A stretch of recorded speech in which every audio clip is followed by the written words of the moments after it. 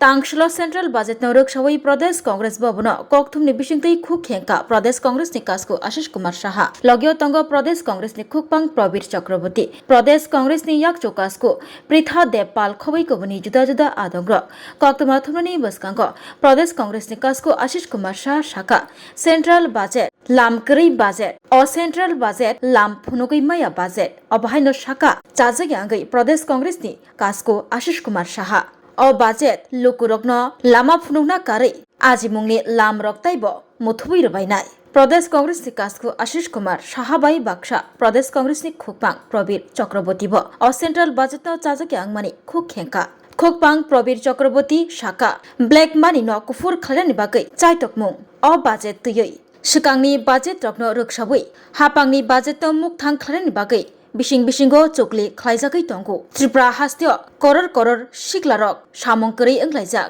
अ budget बेकार सिक्ला सिक्लि रकनो लाम फुनगै मानगला अबाहायनो चाजगयांगै खुखेंका खुकपांग प्रवीर चक्रवर्ती अ budget notice नि बागै अ बाजेट चाया हनै शाखा खुकपांग प्रवीर चक्रवर्ती সাংবাদিক বন্ধুদের স্বাগত জানাই। গতকাল সংসদে দেশের অর্থমন্ত্রী নির্মলা সীতারামনজি উনি যে বাজেট পেশ করেছেন, আমরা এই বাজেটের দৃষ্টি আকর্ষণ করে ত্রিপুরা প্রদেশ কংগ্রেসের পক্ষ থেকে যে সাংবাদিক সম্মেলন করার উদ্দেশ্যে আপনাদের আমন্ত্রণ জানিয়েছি। এখানে উপস্থিত আছেন আমাদের দলের সহসভানেত্রী আইনজীবী পৃথা দেবপাল, আমাদের দলের মুখপাত্র প্রবীর চক্রবর্তী মহাশয়। আমরা এই বাজেট সম্পর্কে অর্থমন্ত্রী এবং নরেন্দ্র মোদীজি তাদের যে কল্পিত বাজেট প্রস্তাব, এটা দেশের মানুষের জন্য একটা দিশাহীন বাজেট। বিশেষ করে যুব সম্প্রদায়, আমাদের দেশে কর্মহীন বেকার যুবকদের, আদিবাসী দলিত পশ্চাৎপদ অংশের মানুষের, কৃষক শ্রমিক, সমগ্র অংশের মানুষের জন্য এই বাজেট একটা হতাশাজনক প্রস্তাব আকারে তারা পেশ করছে এবং এটা বলা চলে গতানুগতিক। গত কিছুদিন আগে দেশের একটা অর্থনৈতিক যে সমীক্ষা, এই সমীক্ষায় যে বিষয়গুলি উঠে এসেছিল, এই বিষয়গুলিকে উত্তরণের জন্য যা প্রত্যাশা করা গিয়েছিল যে দেশের সরকার পদক্ষেপ গ্রহণ করবেন এবং প্রস্তাবিত বাজেটে তার সিদ্ধান্তগুলি এই অর্থনৈতিক স্থিতাবস্থার জন্য তারা এটা লক্ষ্য রেখে বাজেট প্রণয়ন করবেন, কিন্তু সেটা দেখা গেল না। এটা শুধু আমাদের দেশেই নয়, আন্তর্জাতিক মনিটারি ফান্ড, বিশ্ব ব্যাংক, আরবিআই, এমনকি সরকারের যে মুখ্য অর্থনৈতিক উপদেশ, এই অর্থনৈতিক চ্যালেঞ্জের মোকাবেলার জন্য যে দিশা দেখানোর প্রয়োজনীয়তা এটা বোধ করেন, কিন্তু বাজেটে সেটা লক্ষ্য করা যায়। এটা অন্যান্যবারের মতো ওই নিশ্চিত ভাবেও কর্মসংস্থানের সুযোগ আরো সংকুচিত হবে, সেখানে ছাঁটাই বাড়বে এবং কৃষিক্ষেত্রে যে সুযোগ সুবিধাগুলি কৃষক শ্রমিক তাদের মধ্যে, এটা আমরা আশা করেছিলাম, আমাদের প্রত্যাশা ছিল যে নিশ্চয়ই এখানে এই বাজেট সেই দিশা দেখাবে, সেটাও দেখাতে তারা ব্যর্থ হয়েছে। আমাদের এই যুব সম্প্রদায় যেখানে অনেকদিন থেকেই আমাদের জাতীয় কংগ্রেস দলের সাংসদরা, আমাদের বিরোধী দল নেতা রাহুল গান্ধীজি থেকে শুরু করে সংসদের ভেতরে এই ক্ষুদ্র এবং মাঝারি স্তরে যে শিল্পে তার প্রসার ঘটানো, মাঝারি শিল্পকে আরো গুরুত্ব আরোপ করে কর্মসংস্থানের সংস্থান করা, এই বিষয়ে যে গুরুত্বের কথা বলা হচ্ছিল, সেটা সেখানে মুখে বললেও কার্যকরী যে ভূমিকা বাজেটের মধ্যে রেখে সেটা করা হয়। অথচ অন্যদিকে আমরা দেখলাম এমন একটা মাঝামাঝি জায়গায় এসে কর্পোরেটদের ক্ষেত্রে সরকারের যে পদক্ষেপগুলি, সেখানে এই ইনকাম ট্যাক্সে যারা কর ফাঁকি দিচ্ছে, সেই ক্ষেত্রে সরকারের যে নীতি, সেই নীতিতে আরো বেশি রিল্যাক্সেশন। আগে কর ফাঁকি দেওয়ার ক্ষেত্রে পানিশমেন্ট হতো, সেখানে জেল জরিমানা সেগুলি বাধ্যতামূলক ছিল। আজকের প্রস্তাবে আমরা দেখছি যে এই প্রস্তাবের মধ্যে এখন তার সংস্থান শুধুমাত্র জরিমানার মধ্যে দিয়ে এই পরিস্থিতিতে যারা কর ফাঁকি দিয়ে সরকারের রাজস্ব ঘাটতি ঘটাবে, তাদের ক্ষেত্রে এটা সহযোগিতা করতে সরকার এগিয়ে এসেছে। এই ইনকাম ট্যাক্সের পানিশমেন্টের ক্ষেত্রটাকেই পরিহার করা হয়েছে। তো স্বাভাবিকভাবে এই ক্ষেত্রে সুবিধাটা কারা পাবে? যারা অন্যায়ভাবে কর ফাঁকি দিয়ে রাজস্বতে বিশাল পরিমাণ ঘাটতি নিয়ে এসে তাদের সুযোগ করে দেওয়া হচ্ছে। তো আমি বিশদ বলবো না, আমাদের মুখপাত্র প্রবীরবাবুকে বলবো যে এটা একটু সমগ্র বিষয়গুলি বিশ্লেষণ করে আমাদের দলের পক্ষে উনি যেন কথা বলেন। গতকালকেও আমাদের রাজ্যের সম্মানীয় মুখ্যমন্ত্রী অধ্যাপক ডাক্তার যিনি, উনি বিশদে প্রতিক্রিয়া ব্যক্ত করেছেন এবং একে শুধু ঐতিহাসিক না, এর সুদূর প্রসারী যে কথা হয়তো গতকালকে আমরা বিজেপির কোনো কেন্দ্রীয় নেতাকেও এতটা বলতে শুনিনি, যতটা ওনাকে দেখেছি উল্লসিত হবে। আজকেও দেখলাম উনি সরকারের মুখ্যমন্ত্রী প্রধানত, তারপরেও বাজেট প্রতিক্রিয়া দিতে গিয়ে দলীয় অফিসে দলীয় নেতাদের পাশে নিয়ে দলীয়ভাবে এই বাজেটকে নানাভাবে বর্ণনা করেছে। আমরা তো এতটা বিশদে আমরা বলতে চাই না, কারণ আপনারও হয়তো বিরক্ত হবেন বা এতটা বলাও হয়তো উচিত হবে না।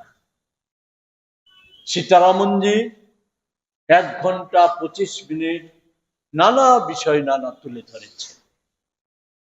বা আজকে মানিক বাবু আমাদের মুখ্যমন্ত্রী সাহেবও অনেকটা সময় নিয়ে কথা বলেছেন। যে আমি আশিস বাবুর সাথে যেটা যুক্ত করতে চাই, প্রথম কথা হচ্ছে আশিস বাবু বলেছেন আর্থিক সমীক্ষার কথা, সেই বিষয়গুলি এড়িয়ে শুধু বলতে চাই যে দিশা দেখিয়েছে বাজেটে, যে জিডিপি খুব সহসাই 7% ছাড়িয়ে যাবে, এবং সেই ক্ষেত্রে যেটা উল্লেখ করেছে সম্প্রতি ইউরোপের সাথে যে বাণিজ্য চুক্তি, তো সবিনয়ে আমি জানতে চাইব যে ইউরোপের এমন একটা দেশ, উন্নত দেশের নাম করুন যেই দেশটা বর্তমানে তাদের জিডিপি 7% ছাড়িয়ে গেছে। এখন আমাদের দেশে বর্তমানে মোদী সরকার যেমন এই বাজেটেও যে সমস্ত অঙ্কগুলি উপস্থিত করেছেন, এক কথা একে বলতে গেলে শুভঙ্করের ভাই। আর গত 11 বছরের বেশি সময় ধরে তথ্যের কারচুপি করে নানা রকম মনোমুগ্ধকর প্রতিশ্রুতিগুলি, যেগুলির অধিকাংশই হচ্ছে এই সময় প্রমাণিত হচ্ছে জালিয়াতিপূর্ণ, এবং এ দিয়ে শুধু কর্পোরেট না, এক শ্রেণীর জালিয়াতদের সুযোগ করে দিয়েছে। এদের আইনি অধিকার দেওয়ার জন্য আশিসবাবু বলেছেন, আমি পুনরুল্লেখ করতে চাই না, কালো টাকা এখন সাদা করার ক্ষেত্রে উনি সহজ করে দিয়েছেন, আইনি ভাবে এটা করা যাবে, আইনগত স্বীকৃতি দিয়ে দেওয়া। বাজেটে এটা যেমন একটা দিক, আরেকটা দিক হচ্ছে গত এই যে চলতি আর্থিক বছরে 25-26 সালের বাজেটে যে সমস্ত বিষয়গুলিতে বরাদ্দ ছিল, সবটা পড়তে গেলে মহাভারত হবে, আমি যাব না। উল্লেখযোগ্য কয়েকটা বিষয় যেগুলি বহুল প্রচারিত, সমাজ কল্যাণমূলক বলে দাবি করা হয়, এগুলির করাপশন, এগুলির ক্ষেত্রে করাপশন, এগুলি আপনারা প্রতিদিন আপনারাই বিবরণ তুলে ধরেন পত্র পত্রিকায়, আমি সেই বিষয়েও যাব না। আমি শুধু বলবো গত বাজেটে যা ছিল কতটা হয়েছে। 66 কোটি টাকা জল জীবন মিশনে বরাদ্দ ছিল, খরচ হয়েছে বাজেট প্রস্তাবনার দিনের আগের দিন পর্যন্ত মাত্র 17 কোটি টাকা। প্রধানমন্ত্রী আবাস যোজনায় বরাদ্দ ছিল 19,794 কোটি টাকা, এটাকে সংশোধিত করে বরাদ্দ করা হয়েছিল 7,500 কোটি টাকা। তার মানে আমি এই কারণে উল্লেখ করলাম সংশোধিত, বাজেটে যে সমস্ত প্রকল্পগুলিতে বরাদ্দ করা হয়েছে, ভাববেন না এই প্রকল্পগুলি ঠিক থাকবে, এই টাকার অঙ্কটাই ঠিক থাকবে, এটা আবার সংশোধিত হবে। ফলে সংশোধিত 750 কোটি টাকার মধ্যে মাত্র খরচ হয়েছে 3,500 কোটি টাকা। একটা বাজেট বক্তৃতায় সীতারামনজি উল্লেখ করেছিলেন, যুবদের কল্যাণেই বাজেট উৎসর্গিত করা হয়েছে, যুবদের দিশা দেখাচ্ছে, বাস্তবায়িত হবে। আজকেও আমাদের রাজ্যের মাননীয় মুখ্যমন্ত্রী বলেছেন বাস্তবায়িত হওয়ার লক্ষ্য হচ্ছে 2047 সাল। দেশে কোটি কোটি যুবক কর্মপ্রার্থী, যারা মনমোহন সিংয়ের তুলনায়, যেখানে স্বীকৃতভাবে সরকারিভাবে স্বীকৃত বেকারের সংখ্যা ছিল 5.1% বেশি না, আজকে সরকারিভাবে স্বীকৃত ওই মোদিজির সপ্তাহে 1 ঘন্টা কাজও কর্মজীবী, এই ফর্মুলাতেও সরকারিভাবে স্বীকৃত বেকারের সংখ্যা হচ্ছে সারা দেশে 7.9%। বাস্তব জীবনে এটা আরো বেশি। আর আমাদের রাজ্যে সংখ্যাটা হচ্ছে 14.7%। তারপরেও সেখানে আমি শুধু একটা প্রকল্পের কথাই বলবো, মোদিজি পিএম ইন্টার্নশিপ প্রকল্পে সেখানে বলা হয়েছিল 500টি কোম্পানিতে 1 কোটি তরুণ তরুণীকে 12 মাসে কাজের অভিজ্ঞতা সঞ্চয়ের সম্পন্ন হওয়ার সুযোগ করে দেওয়ার জন্য 5,000 টাকা মাসিক উপবৃত্তি ও 6,000 টাকা অনুদান দিয়ে তাদেরকে তৈরি করা হবে। প্রকল্পে বরাদ্দ ছিল 10,831 কোটি টাকা, খরচ হয়েছে 528 কোটি টাকা। এই হচ্ছে দিশা। বললাম যে যুবদের এই জায়গাতে হচ্ছে দিশা। এছাড়া মহিলাদের প্রশ্নে নানা কথা বলা হয়েছে, অথচ মহিলা এবং শিশু সুরক্ষা যে দপ্তর, সেই দপ্তরে বরাদ্দ পূর্বে 0.53% থেকে বর্তমানে কমে হয়েছে 0.5%। আমি অন্যান্য তথ্যগুলি আমি দিতে চাই না, এগুলি আমরা প্রেস রিলিজে আমরা দিয়ে দেব। আমি শুধু ত্রিপুরার প্রসঙ্গে, আমাদের অনেক কথা বলা হয়েছে ত্রিপুরার মোদির দিশা অনুযায়ী আমাদের অগ্রগতি তো শুধু ভারতবর্ষের উন্নত রাজ্যগুলি না, পৃথিবীর অনেক উন্নত রাজ্যের থেকেও ত্রিপুরা ছাড়িয়ে গেছে 18 সালের পর পরবর্তী 8 বছরের সময়ে। ত্রিপুরার প্রাপ্তি কি? আমাদের দীর্ঘদিনের দাবি যে অনেক হাজার হাজার কোটি টাকার মূল স্বাক্ষর হয়। এখন আমাদের ত্রিপুরাতে সবচাইতে সহজে যেটা করা যায়, গ্যাস ভিত্তিক একটা সার কারখানা। দীর্ঘদিনের ত্রিপুরার দাবি, এই বাজেটেও তার কোনো দিশা নেই। ত্রিপুরার ক্ষেত্রে আমি প্রেস রিলিজ যা আছে দেখে নেবেন যে MGM রেগার পরিবর্তন করে মোদিজি যে আইনটা প্রণয়ন করেছে, VV রামজি রেগা আইন, সেটা বলেছে যে 125 দিনের কাজে স্থায়িত্ব দেওয়া হয়েছে, অধিকার দেওয়া হয়েছে। অথচ আইনেই আছে, এই বাজেটে যা এই আইনে আছে, এটা হচ্ছে যোগান ভিত্তিক কাজ। আগে ছিল অধিকার, ন্যূনতম অধিকার, এখন হচ্ছে যোগান, অর্থের যোগান থাকলে কাজ হবে। এই বাজেটে সারা দেশের অর্থের যোগানের বিষয়ে যেতে চাই না। ত্রিপুরার মানে উত্তর পূর্বাঞ্চলের ক্ষেত্রে বরাদ্দ হয়েছে এই চলতি আইনে, যে আইনটি এখন আছে পুরনো রেগা আইন, আগামী 6 মাসের জন্য 30,000 কোটি টাকা। সরকার স্বীকৃত পূর্বাঞ্চলে কাজ হয়েছে 40 দিন, বছরে 100 দিন হওয়ার কথা, বছরের আজকে শেষ হতে 2 মাস বাকি, কাজ হয়েছে মাত্র 40 দিনে সরকারের হিসাব মতো। আমাদের রাজ্যের সরকারের হিসাব মতো হচ্ছে 31 দিনে। এর জন্য বরাদ্দ হয়েছে 30,000 কোটি টাকা। এতে কত দিনের কাজ হবে আপনারা হিসাব করে নেবেন। আগামী এই যে চলতি বাজেটে বরাদ্দ করা হয়েছে 95,692 কোটি টাকা উত্তর পূর্বাঞ্চলের জন্য। সেখানে বকেয়া মজুরি যা পড়ে আছে সেটা মেটাতেই অধিকাংশ টাকা চলে যাবে। আর কিছু নতুন কর্মসংস্থানে কতটা সুযোগ থাকবে এটা আপনারাই অনুমান করতে পারেন। আদিবাসী কল্যাণে এডিসি এলাকার উন্নয়নের জন্য মাত্র বরাদ্দ 50 কোটি টাকা।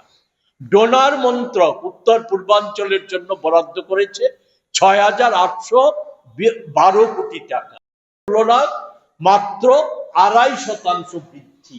আমাদের মুদ্রাস্ফীতি মূল্য বৃদ্ধির হিসাবে এটা কোনো বৃদ্ধি নয়। আমাদের বাজেটে বুদ্ধ ধর্মীয় সার্কিটে ত্রিপুরার সঙ্গে আসাম, অরুণাচল প্রদেশ, সিকিম, মিজোরামকে যুক্ত করা হয়েছে।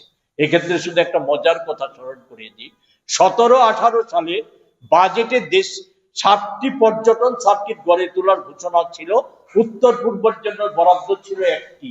আজকে 8 বছর হয়ে গেল, সেই তার কোনো দেখা নেই। তবে এবার এর কি হবে অনুমান করিনি। নতুন শহরে হাব গড়ে তোলা হবে। 5টি শহর চিহ্নিত করা হয়েছে, গুয়াহাটি, আগরতলা, ইম্ফল। 5,000 কোটি টাকা বাজেট বরাদ্দ রাখা হয়েছে। আমি আমার ত্রিপুরার ভাগে কত পড়বে, কারণ আসামে হচ্ছে আগামী 3-4 মাসের মধ্যে নির্বাচন। আসামে তো সব ঢেলে দেওয়া হচ্ছে, আমাদের টাটা সাহেবকে দিয়ে স্টার্ট আপ কারখানা তৈরি এবং তাতে 44,000 কোটি টাকার বেশি তাকে অনুদান দিয়ে দেওয়া হয়েছে আসামে তা করার জন্য। আর শুধু একটা অভিজ্ঞতার কথা কই, গত 24 সালের শেষার্ধে উত্তর পূর্বাঞ্চলের উন্নয়নের প্রশ্নে কেন্দ্রীয় একটা প্রকল্পে 3,500 কোটি টাকা বরাদ্দ হয়েছিল। ত্রিপুরার ভাগে এসেছিল মাত্র 250 কোটি টাকা। ত্রিপুরা সরকারের কোনো শব্দ নেই। এই হচ্ছে বাজেটের মূল বিষয়গুলি। এতে একটা বিষয় পরিষ্কার, আশিস বাবু যেটা বলেছে, এটা হচ্ছে আমাদের দেশের অধিকাংশ মানুষের জীবনে, বেকার সহ অধিকাংশ মানুষের জীবনে সংকট ঘনীভূত হবে। ফলাও করে বলা হচ্ছে ওষুধের দাম কমাচ্ছে, সে মানে জীবনদায়ী ওষুধ যেগুলি সাধারণভাবে ব্যবহার করা হয় না, বহির্দেশ থেকে আমদানি করতে হয়। বছরে খরচ প্রায় 80 লক্ষ 90 লক্ষ টাকা। এতে হয়তো 10-12 লক্ষ টাকা ছাড় দিয়েছে, কিন্তু নিত্যদিন যে সমস্ত ওষুধ ব্যবহার করতে হয়, মোদিজি সেই ক্ষেত্রে মাত্র 20টা ব্র্যান্ডের ওষুধ বাদে বাকি সব ওষুধ কোম্পানিগুলিকে ছাড় দিয়ে দিয়েছে বছরের নিয়ম করে 10% বৃদ্ধি। এর ফল আমরা সকলে ভোগ করছি। আর এই বাজেটের মধ্য দিয়ে যেটা বলা হচ্ছে জিনিসপত্রের দাম কমবে, আদপে শুধু মিলিয়ে দেখুন জিএসটির কর বিন্যাসের পর জিনিসের কোন জিনিসটার দাম কমেছে আর বাস্তব জীবনের অভিজ্ঞতা কি। ফলে সব মিলিয়ে এই যে ঘনীভূত সংকট, এর মোকাবেলায় আমরা আমাদের রাজ্যেও জনমত গড়ে তোলার ক্ষেত্রে আপনাদের সহযোগিতা চাই। আমরা এই বিষয়গুলিকে নিয়ে নির্দিষ্টভাবে আন্দোলন গড়ে তুলব। এর সাথে একটা বিষয়, যদি বাজেট প্রসঙ্গিত না, একটা বিষয় আজকে আমাদের এআইসিসি আমাদের জানিয়েছে, এটা শুধু আপনাদের মধ্যে প্রচার করতে চাই। আমাদের যে ট্যালেন্ট হান্ট চলছিল, সে ট্যালেন্ট হান্ট আরো 10 দিন সময় বাড়ানোর জন্য, আবেদন করার জন্য 10 দিন সময় বাড়ানোর কথা বলা হয়েছে। আমরা আজ থেকে আগামী 12ই ফেব্রুয়ারি পর্যন্ত সেই সময়সীমাটা বাড়িয়েছি। এটা আপনাদের মাধ্যমে যাতে প্রচারিত হয় সে আবেদন রেখে আমরা আমাদের কথা বলা শেষ করছি। আমাদের মহিলা কংগ্রেসের